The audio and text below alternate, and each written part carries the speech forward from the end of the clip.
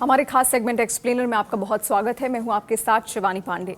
Explainer में बात आज कांग्रेस की पहली लिस्ट की, जिसकी घोषणा कुछ देर पहले कांग्रेस की ओर से की गई, उसी का हम विश्लेषण करेंगे कि आखिर कौन कौन से वो उम्मीदवार हैं जिनको चुनावी मैदान में कांग्रेस की ओर से भरोसे के साथ उतारा गया है। कितने एससी चेहरे हैं, कितने एसटी चेहरे हैं, महिलाएं कितनी हैं, उसका जिक्र हम यहाँ पर देखेंगे। तो सबसे पहले तो ये समझिए कि 8 राज्य और 1 यूनियन टेरिटरी से ये तमाम 39 नाम उम्मीदवारों के निकालकर कांग्रेस ने यहाँ हमारे सामने रखे हैं, जिसमें 16 नाम जो हैं वो केरल के हैं, 7 कर्नाटक के हैं, 6 छत्तीसगढ़, 4 तेलंगाना, 2 मेघालय, 1 सिक्किम से, 1 नागालैंड से, त्रिपुरा से 1 और लक्षद्वीप से 1।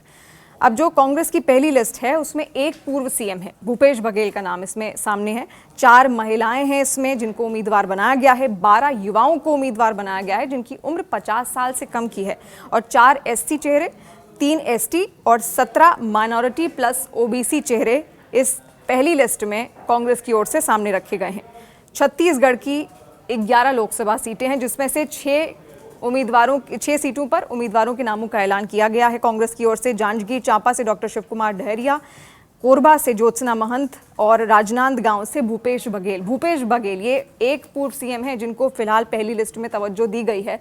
और ऐसे में उम्मीद यही की जा रही है कांग्रेस की ओर से कि इस बार का जो चुनावी मैदान है उसमें किसी भी तरीके से कांग्रेस को जीत हासिल कराएं, क्योंकि राजनांदगांव बीजेपी की बहुत अच्छी पैठ वहां पर मानी जाती है और बीते जितने भी आम चुनाव हुए हैं उसमें बीजेपी को ही जीत हासिल हुई है। तो ऐसे में एक भरोसे के तौर पर यहाँ पर इनका नाम आगे किया गया है भूपेश बघेल का, और देखना यही होगा कि ये जीत पाते हैं या फिर नहीं। एक बड़ी जिम्मेदारी कांग्रेस ने इनको सौंपी है। दुर्ग से राजेंद्र साहू, रायपुर से विकास उपाध्याय और महासमुंद से ताम्रध्वज साहू को उम्मीदवार बनाया गया है। इसके अलावा केरल की भी कुछ सीटें हैं जो बेहद महत्वपूर्ण हैं। कुल लोकसभा सीटें 20 हैं केरल में और 16 उम्मीदवारों के नामों का ऐलान फिलहाल किया गया है 16 सीटों पर। कासरगोड से राजमोहन उन्नीथन है, कन्नूर से के सुधाकरन है, वडकर से शफी परम्बिल हैं, वायनाड से राहुल गांधी है। ये एक प्रमुख नाम है, इसमें राहुल गांधी को एक बार फिर से जिम्मेदारी सौंपी गई है और ये कयास पहले से ही लगाए जा रहे थे कि वायनाड से इन्हीं को ही चुनावी टिकट मिलेगा, और एक बार फिर से इनको उम्मीदवार के तौर पर राहुल गांधी को सामने किया गया और वहीं से सांसद भी हैं राहुल गांधी। तो एक तरीके से सेफ सीट है ये कांग्रेस के लिए, क्योंकि इससे पहले भी उन्होंने चुनाव जीता है यहाँ पर। और कयास ये भी लगाए जा रहे हैं कि हो सकता है उत्तर प्रदेश की जो अमेठी सीट है वहाँ से भी इनको टिकट मिले, लेकिन परिवारवाद का आरोप ना लगे तो हो सकता है कोई दूसरा चेहरा भी कांग्रेस की ओर से उतारा जाए। लेकिन कांग्रेस के जो कार्यकर्ता हैं उत्तर प्रदेश में वो यही चाहते हैं कि अमेठी से राहुल गांधी को ही उम्मीदवार बनाया जाए।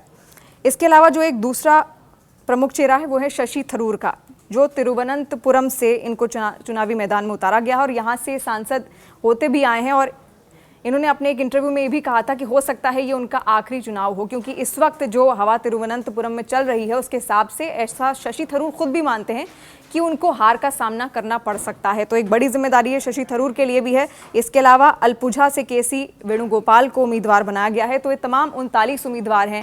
इसके अलावा भी बहुत सारे चेहरे हैं, बहुत सारे नाम हैं, लेकिन जल्द ही दूसरी लिस्ट भी सामने आएगी और बड़ी जिम्मेदारी 3-4 चेहरों को यहाँ पर दी गई है जिन पर उम्मीद भी लगातार जताई जा रही है। आपको क्या लगता है, जो पहली लिस्ट आई है आपके मुताबिक इसमें जो नाम हैं वो जीत पाएंगे या फिर नहीं? कमेंट सेक्शन के जरिए हमें ज़रूर बताइए।